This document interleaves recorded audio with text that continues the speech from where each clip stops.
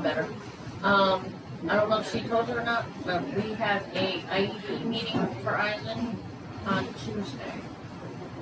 To put him into like a special ed class for him. How old is he? 3. He'll be 4 in February. So, but they're starting now where get him in the door. They want to get him mainstreamed. Okay. Get some things taken care of first. Okay.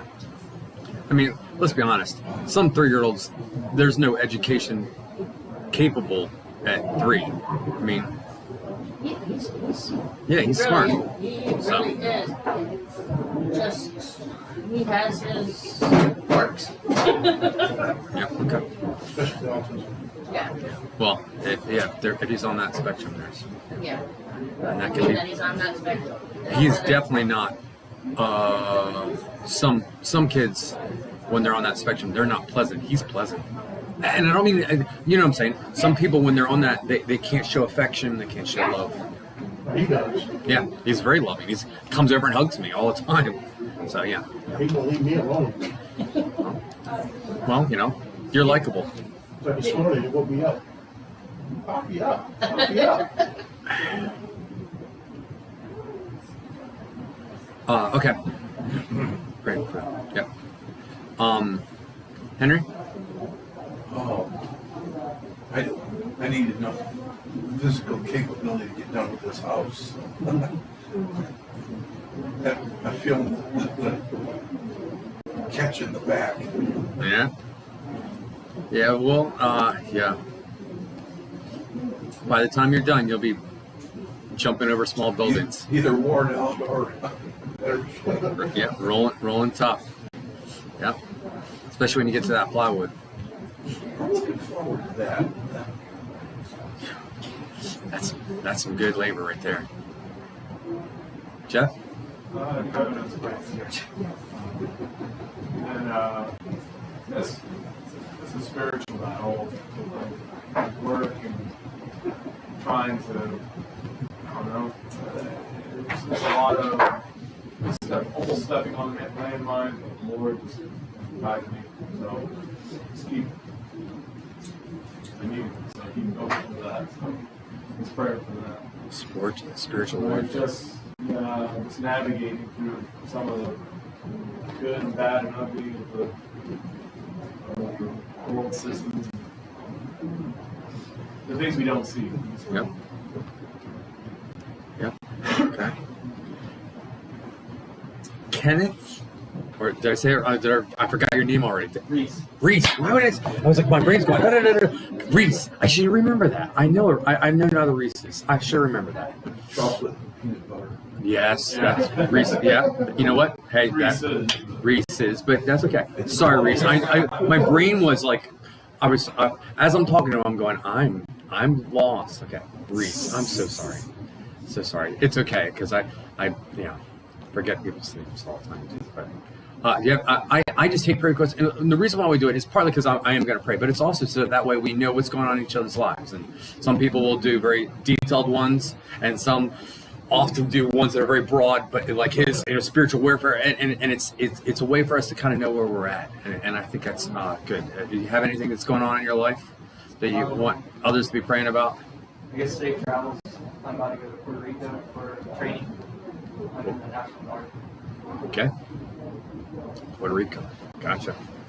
Yep. All right. Cool. Just peace and wisdom for the future. Yeah. Peace and wisdom. Julie? For my college friends, I'm thinking of wanting to do them and just like keep asking questions, learning more about, salvation and she's like an ex-Catholic that's she knows something about the Bible but not anything,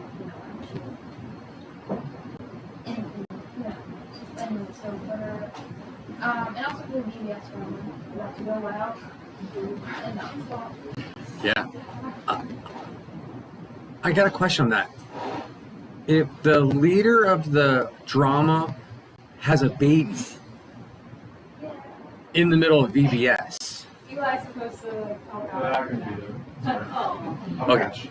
Okay, all right, okay. Yeah, I'm just wondering because I saw her today and she looks ready. She looks very ready. Well, she says she's not ready until Thursday, but that's before Thursday BBS. at BBS. No, this Thursday. She's at the point where she can. She also Stuff can happen. okay. Those that have had babies or know understand baby things. She said that it's not 9 months. It's like 9.5. Yeah, it's almost 10 months. 40 weeks. Why do we always say, well, you're all right. Well, in 9 months we'll see, or whatever. But it's now I'm all confused. Like one of the foundations of my life has changed. It's not 9 months. It's 10 months. Okay, all right. Yeah. Have any all-encompassing healing? I knew she always does, and they're and you know what, and it's true because you know what. I know at least 2 of us in here that could be praying for more healing. So, yeah.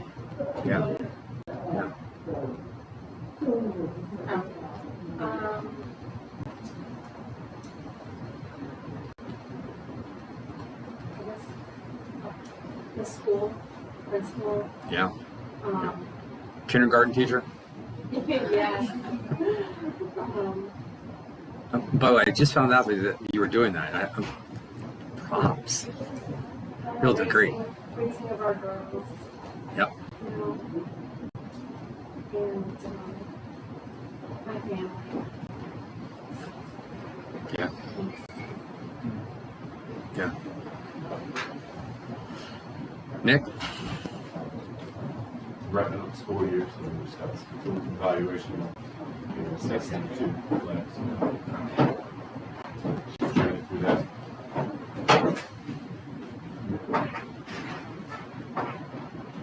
Carrie, you're gonna have to do your whole family. Yeah. Have any prayer questions? School. Oh yeah, that's school. Summer, Ethan has basketball camp this week, so safety and fun. Good. Yeah. Cool. Good. All right.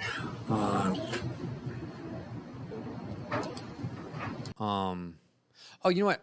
Not that I have prayer requests that I've mentioned before that lady Kiera who had the infection and they had to amputate both arms, both legs. My mom sent me a text and said she's gone home. And in my mind, I'm like, oh, I guess she went home to the Lord. And then I see a picture, and she's actually in a wheelchair at her home, which was better. But you know, I mean, she has a 3- and 5-year-old, and she's never going to be able to hug them again.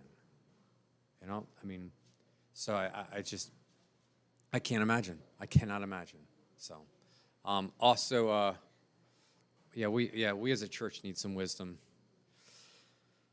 But all right, let's pray. Heavenly Father, I thank you that we can come to you. I thank you for everyone that's here. I thank you that we can do the things you want us to do, and I ask God you help us to learn. I thank you for the Bible, and I thank you for Kings. They are great books, and they've been a lot of fun to learn from and read through and study. I ask God you help Chris and BJ. I want us to be praying for their family, especially court cases and figuring out with them what schooling for Eisen and whatever's going on there. That there'll be wisdom. Henry wants us to be praying in a way his work. You know what I'm saying? Everything from if he's going to wrap hay or if he's going to make it through building this house. And God, I ask you help him with that. Jeff's got a huge unspokens. I think a lot of us have some that are in our mind that we don't want to speak. But also the spiritual warfare. We are all at war, and we all feel attacked. Carrie wants us to be praying for the summer because, his because Ethan's basketball camp and all this other stuff, but all of us camp, yeah. Just having fun in the summer for the kids, but just making use of time. We all need peace and wisdom. Yeah, we all need peace and wisdom on what to do. Everything from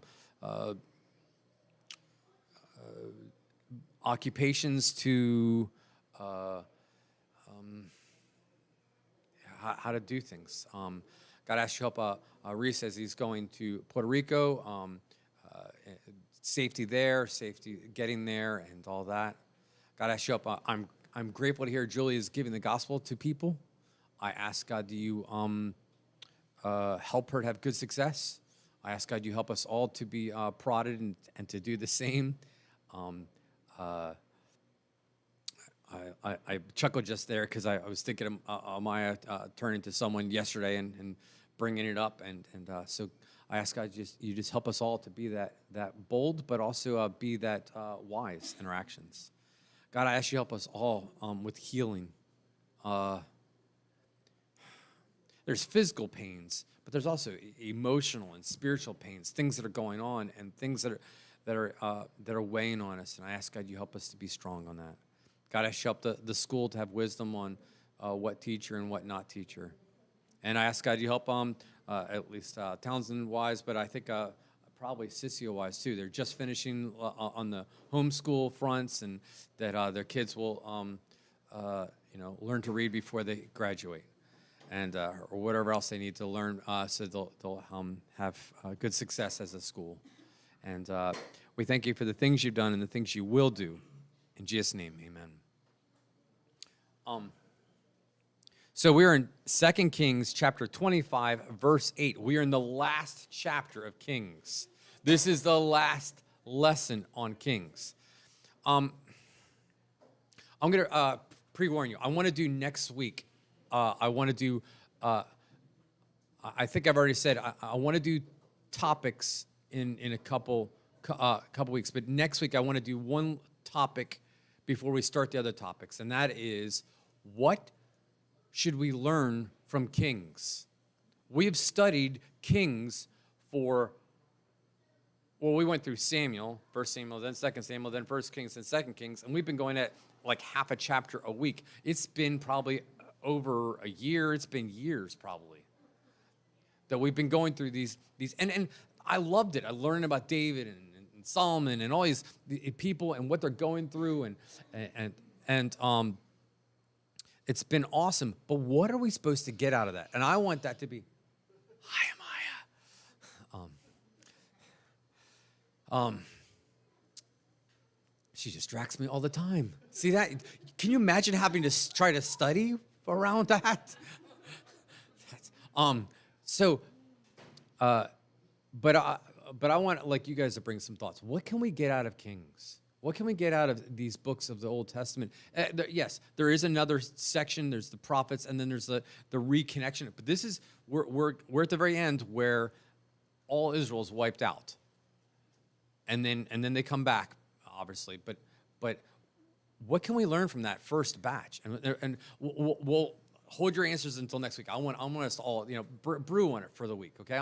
And this is one of the things I'm going to be doing is when I have a topic, when I have something that I think we need to discuss, I'm going to bring it to you the week before because I want your thoughts.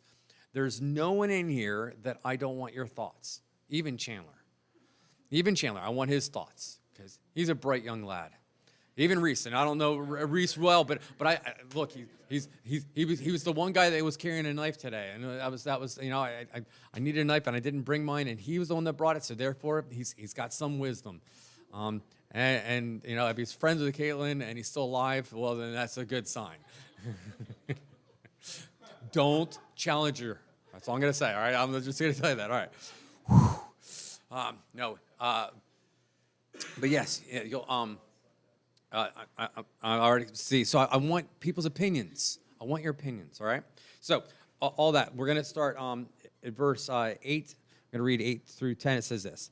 On the 5th month, on the 7th day of the month, which was the 9th year of King Nebuchadnezzar, king of Babylon, Nebuzaradan, the captain of the guard, a servant of the king of Babylon, came to Jerusalem. He burned the house of the Lord and the king's house and all the houses of Jerusalem. That is, all the houses of the great he burned with fire.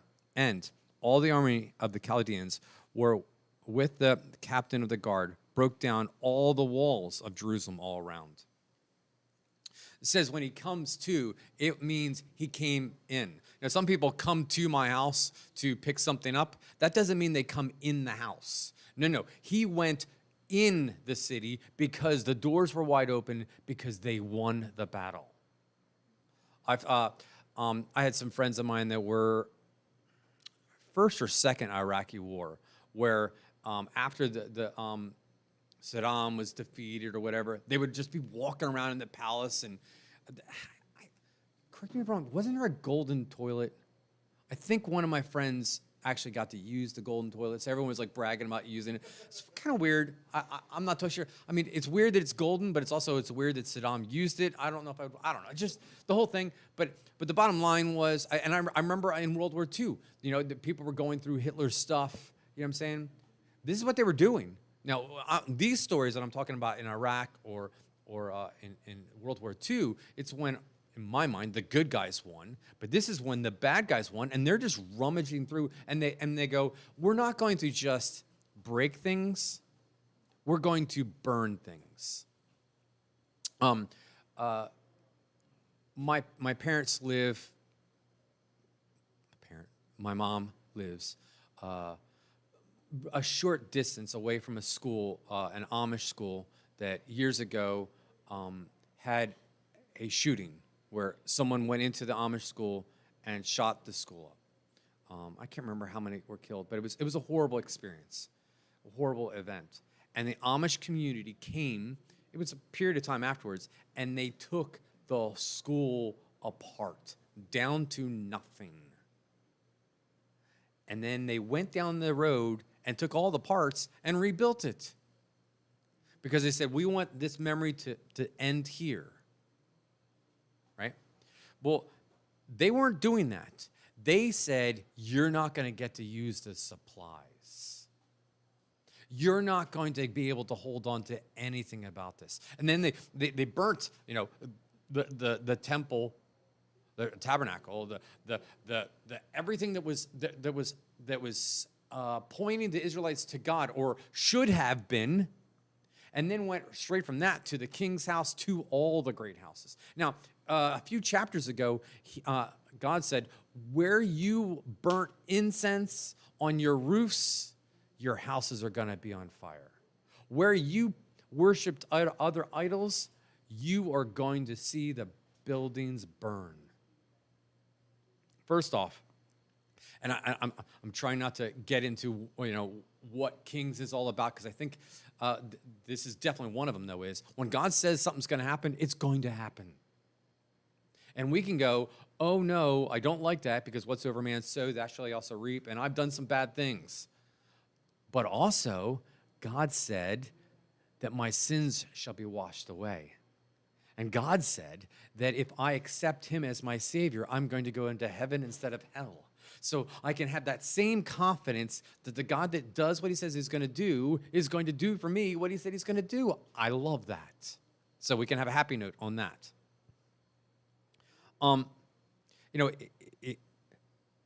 The burning of the temple and the house of the Lord is destroying their identity. The Israelites' identity was wrapped around their worship, especially Jerusalem. I mean, all Israel went to Jerusalem to worship there. And then the king, when your kingdom is, your government, your king is killed, it's the destruction of your rights, and then the houses. But then the walls. I don't want to get political, but when you don't have boundaries and you have a country or a city where people can just come and go, you lose your safety. There's been a. I'm trying to remember if it's happened to me. I don't know if it's ever happened to me. I've just preset the conversation I'm going to have. I do this often. I will think, okay, when I say this to this person, they're going to say this. So then I have the conversation in my brain ready. I don't know if you guys do this. I do that all the time. Okay, I'm weird like that. So, but I think I've had this conversation, but I can't remember. I've been in some rougher neighborhoods, and I make sure I lock my doors. I'm the guy that doesn't lock his doors on my truck most of the time. So if I lock the doors and someone's like, hey, you don't trust us? I'm going to be like, do you lock your doors? Do you lock your doors? You know, when I grew up not in a really rough section, but I was, the Philadelphia area. Enough of a rough area that I grew up locking my doors. And then I came here, and my first week here, I'll never forget this. Brother Mike yelled at me. He's like, Greg, I got in your truck. Doors were unlocked. He's like, but I couldn't find the keys in your truck. I couldn't move your truck. I'm like, the keys are in my pocket. Do you think I'd leave the keys in my truck? And he's like, oh, how can someone move your vehicle if your keys aren't on the door, on the floor? I'm like, so I felt like I had to do that. So I don't do that anymore, just so you know, just because Linda would kill me because my truck would get stolen. She'd be mad at me. But all their control of their area is gone. All their safety is gone. But so that's the first thing was they took their identity, their worship, their main thing. Then they took their safety. And then verse 11, it says this, then Nebuzaradan, the captain of the guard, carried away captive, the rest of the people who remained in the city, and the defectors who had deserted the king of Babylon with the rest of the multitude. But the captain of the guard left some of the poor of the land as vine dressers and farmers.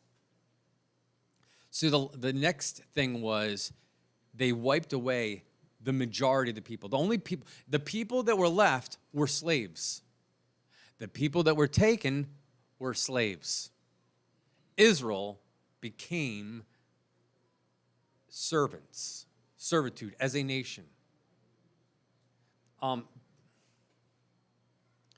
It's interesting, nowadays in war, we don't do those kind of things. Well, partly because the majority of the world thinks of slavery as wrong. I think of slavery as wrong. By the way, most people don't realize this, that there's more slaves today than there is any other time of history. Yeah. So there is slavery out there. It's just not the Western modern world.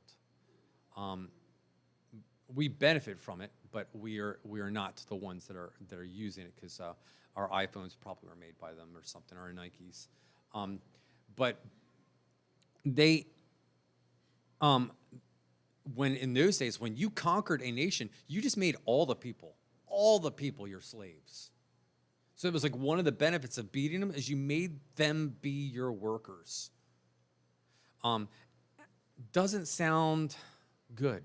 We're going through some rough times. In verse 13, this is in some ways even worse. The bronze pillars that were in the house of the Lord, and the carts, and the bronze sea that was in the house of the Lord, the Chaldeans broke into pieces, and they carried the bronze to Babylon. They took away the pots, the shovels, the trimmers, the spoons, all the bronze utensils which the priests administered, the fire pans, the basins, the things of solid gold, the solid silver, and the things the captain of the guard took away, and the two pillars, one sea, the carts which Solomon had made for the house of the Lord.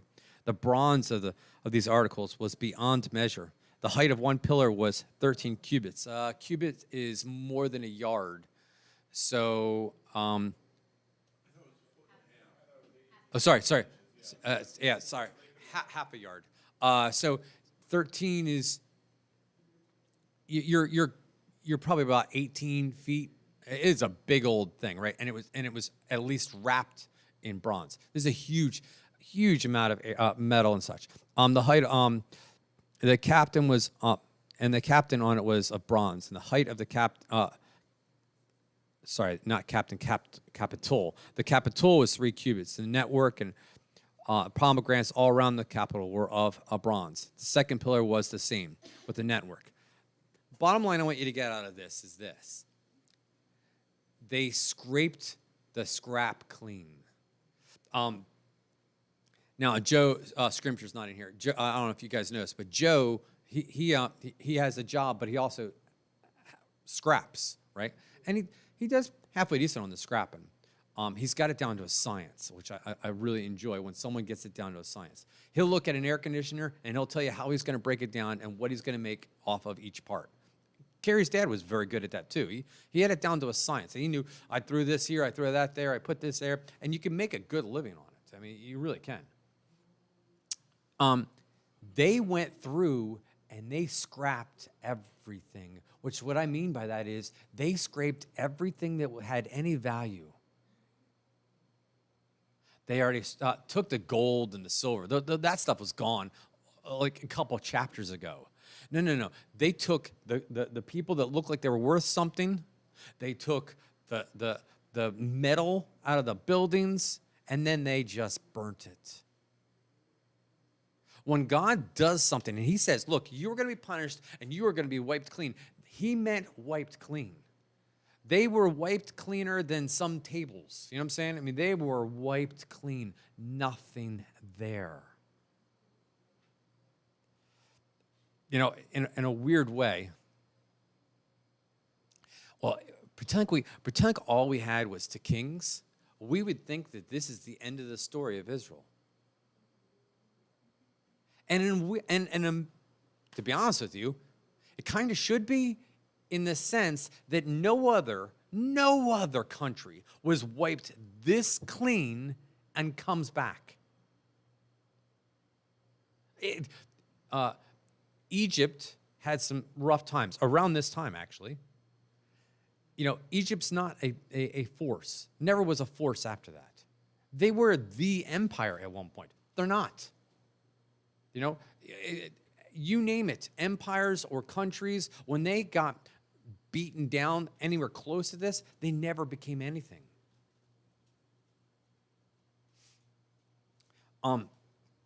Verse 18, and the captain of the guards took, okay, now I'm going to just pre-warn you, there's a bunch of names here, and I'm going to slaughter some of these guys, okay? Sirah, the chief priest, Zephaniah, the second priest, the 3 doormen. He also took out of the city an officer who had charge of the men of war, 5 men of the king's closest associates who were found in the city, and chief recruiting officers of the army, who mustered the people of the land. 60 men of the people of the land were found in the city. So Nebuzaradan, captain of the guard, took these and brought them to the king of Babylon at Riblah. And the king of Babylon struck them and put them to death at Riblah, at the land of Hamath. Thus Judah was carried away captive from its own land. These were the last of the best. These were the highest ranking officers still alive. Of the religious things, the priests, of the military, of the higher-ups of the people, the politicians. These were the best that were around. And it says that they were taken to the king, that's Nebuchadnezzar, and he put them to death. Now, I don't know if that means that actual Nebuchadnezzar did the hacking. I was wondering, okay, just a thought, okay? Would that make some of our politicians a little bit more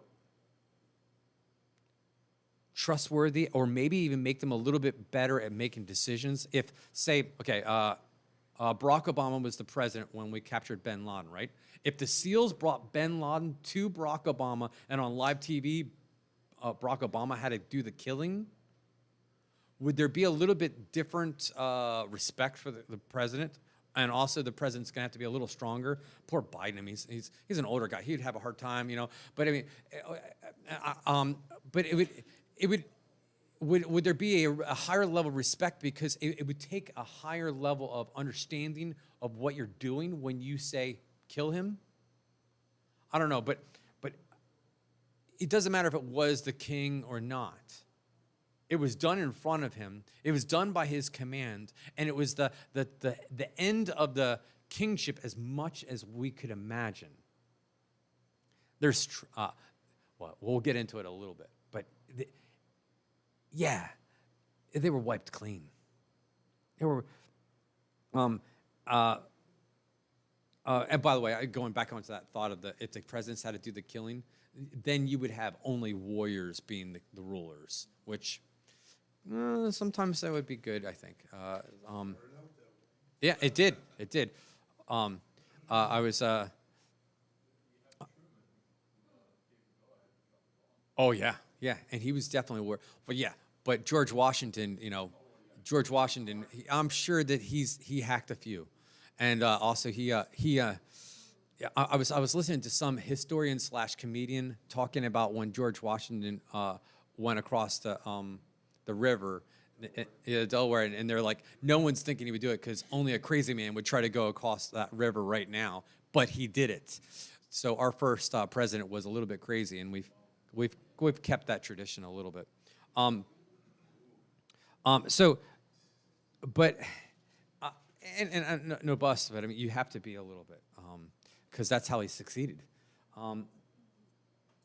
Verse 22 it says this: He made Jed Lila. I'm going to call him Jed. He made Jed the son of Eliakim, the son of Shaphathan, governor over the people who remained in the land of Judah, whom Nebuchadnezzar, king of Babylon, had left.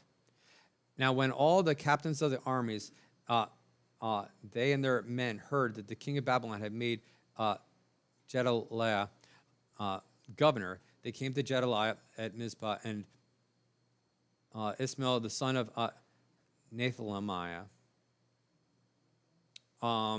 Jotham, the son of Kariah, Selah, the son of Tamaleth, the Nethalite, and Jezmaliah, the son of, I'm so sorry on these names, Mechaliah, and their men. And Jed took an oath before them and their men and said to them, do not be afraid of the servants of the Chaldeans. Dwell in the land, serve the king of Babylon, and it should be well with you. Now, I want to talk about this guy Jed, what he was and what he wasn't. First, let's talk about what he wasn't. The key element of what he wasn't, he was not in the lineage of David. He was not the king's lineage. Okay? And that was on purpose by Nebuchadnezzar, but it was also a sign of what their devastation. The person who was in line, or the person who was made governor or pseudo king, was not in the lineage of king, and that is devastating to the people. But now what he was connected through family and through relationship with Jeremiah, the prophet. What he just said there, if we just do what these people say, it'll work out for us, was exactly what Jeremiah, the prophet, wrote in the book of Jeremiah. This was a good guy. He was a good guy in a bad time. Being put in a spot he really shouldn't have been in.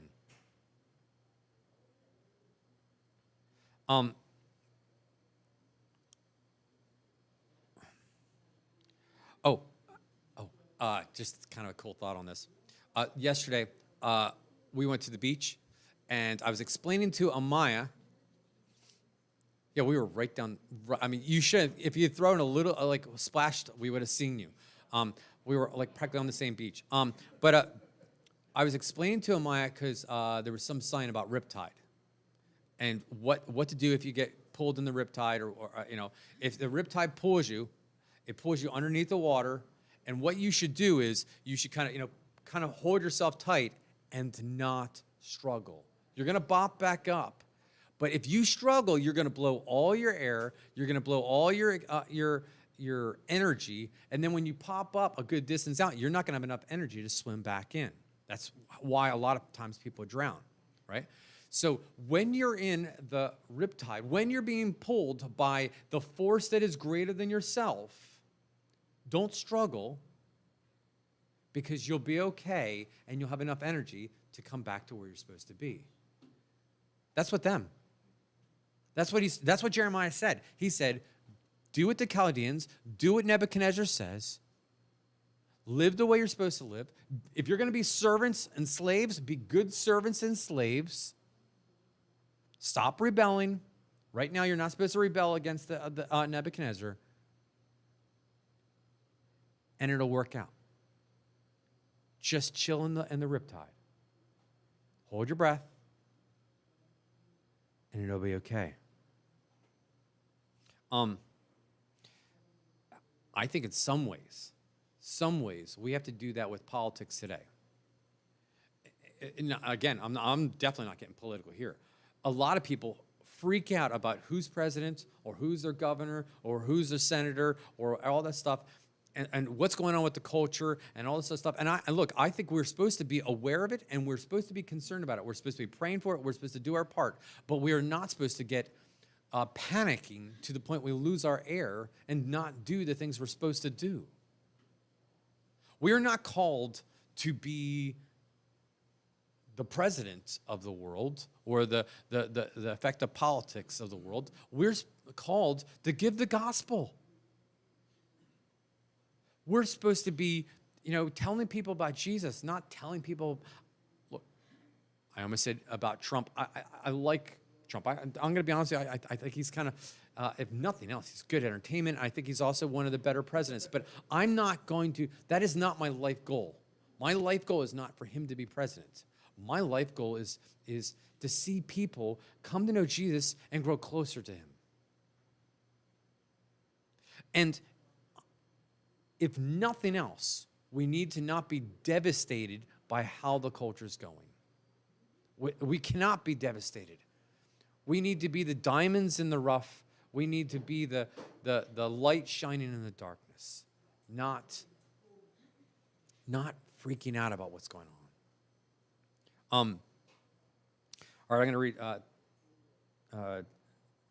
25. It says this. Then it happened on the 7th month of that Ishmael, the son of Nathan, the son of Eliamah, of the royal family, came with 10 men and struck down and killed Jed, the Jews as well as the Chaldeans who were with him at Mizpah. No. And all the people, small and great, and the captains of the armies rose and went to Egypt, for they were afraid of the Chaldeans. Look, was it the right of the line of David to be the king? Yes. It was. But was that the right action at that moment? Caitlin prayed for wisdom, and I prayed for wisdom for all of us, because there's times. I saw you showing your little sharp item that's a protector thing, right? It's there so that if someone tries to hurt you, you're able to protect yourself, right? And that's good. But if you walk over to Wyatt and you stab him in the ear with that would be wrong. You see what I'm saying? She's like, yeah, duh. I know. But I'm trying to use it as an illustration. There's times that things are right, and there's times that things are wrong. And this right here, I think, was wrong, because the prophet has said, go with the riptide. John? This is a bit unique in the sense that there was a clear word from the Lord to say, it's not your time yet, don't fight.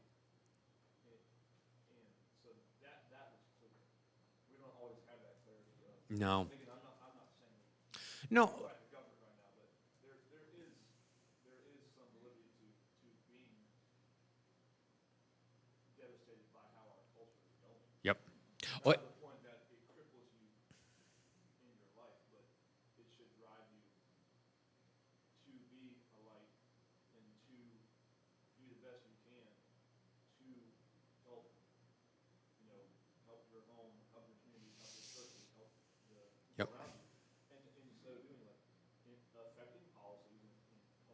Mhm. realm when we can. Yep. It's not our main focus. But, No. You know, if there's a sense of this, they do it because Jeremiah said, and through this guy, he said, "This is not your time yet," and that's why he thought if they got to kill him was wrong. There's other times that you had people assassinate people, and it was what you were supposed to do. Yep. It's all about how what you're supposed to do, like you said, at this time. Are you sensitive to the Holy Spirit in your life and what He's got you to do? By the way, I was going to bring up your favorite judge, the left-hander, Ehud, because it was his job to kill the guy that was ruling the Israelites at that time. And the reason why John likes it is because John's left-handed. And the reason why that was important for Ehud, and Carrie, yeah, too. I know you're left-handed too. But John, you're left-handed too? But you're right-handed, right? What? So two lefts do make a right.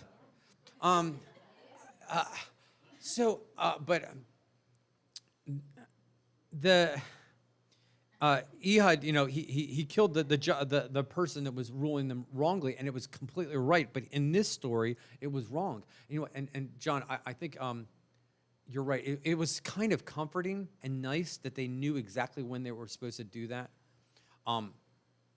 And that's why we all need to be praying for wisdom, because I think about I am a protector, and I believe that I'm supposed to be a protector of you, of my family, of my community, right? And that means at some point maybe taking up some kind of arms of some sort, everything from a pokey item to something that can poke you from a quarter mile, okay?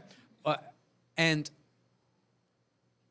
I want wisdom on when that's the point. And I think I'm praying that God will show me, when am I supposed to get hostile? I'll use it like that. Hostile when things go wrong. Look, I'm not even scared of saying it. I'm on live. I don't care. I've said this. The day they come to get my kids, that's the day that Greg's going to not be friendly.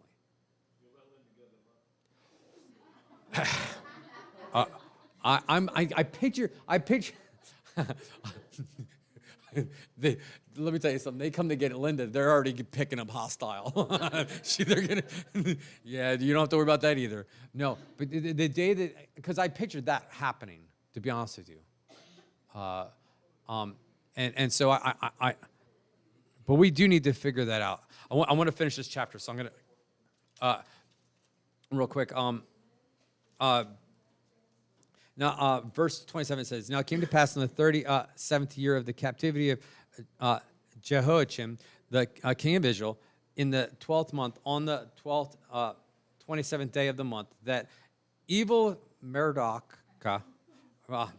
king of Babylon," I know it's Merodach, but I want to call him Merodach, in the year he began to reign, released Jehoiakim, king of Judah, from prison. He spoke kindly to him, gave him a more prominent seat than those of the kings who were with him in Babylon. So Jehoiakim changed his prison garments, and he ate bread regularly before the king in all the days of his life. And as for his provisions, was a regular ration given him by the king, a portion for each day, all the days of his life. Okay, we're going to go back to this, okay? Remember, this was the son of Joash, and the good king. He was bad. Then his brother, then his brother's son. So he was captured, right? He was taken to Babylon. He was in prison, says 37 years. At that point, I'm sure he's in prison and he's hearing about everyone in Israel being wiped clean, right? Everything's gone wrong. Maybe while he was in that prison, he started to have some repentance. I think I would. You know what I'm saying? And what I want is, this is the last verses, the last section of all the kings, and it's talking about this guy getting out of prison and then being treated kindly by his captor. You know what I think this is? Is God saying, wait, I want you to realize I punished, but there is mercy. There is mercy. The last thing he shows in this book of you do wrong, Whatso you sow, you shall reap, is mercy. He was not a good king. He led the people the wrong direction. He was one of the people that had the first batch of Israelites taken away from to Babylon, and he was responsible for that. And he was in prison for 37 years, probably not treated well, but God showed him mercy, and he was treated well. Yeah. It's possible that that king was also showing him as a trophy of, hey, remember these people here? Because remember, one of the kings that our first king of Israel had captured somebody, cut off his thumbs. He was supposed to kill him. But, Yep. okay, he had Thumbs him and- around for a trophy. Yep. Say, hey, I got Yep. you. Yep. Thumbs and big toes. Yes. There's a possibility of that, but you know what? It didn't matter why he was there. The reason, the thing was that he was there, and there was a mercy. And they did the same thing with Samson. You know what I'm saying? They trophied him around. That didn't go well for them. But my thing is, there was some sign of some mercy, and we can rest in that a little bit. So we're finished Kings. Next week, I'm gonna bring some. I want you guys to bring some of the things that we can learn from that book. Not just Second Kings, not just First, but First and Second Samuel. What can we learn from that? From the hardships and heartaches of the Israelites. And we'll end there. We'll pray real quick, and we can go into the sanctuary. Heavenly Father.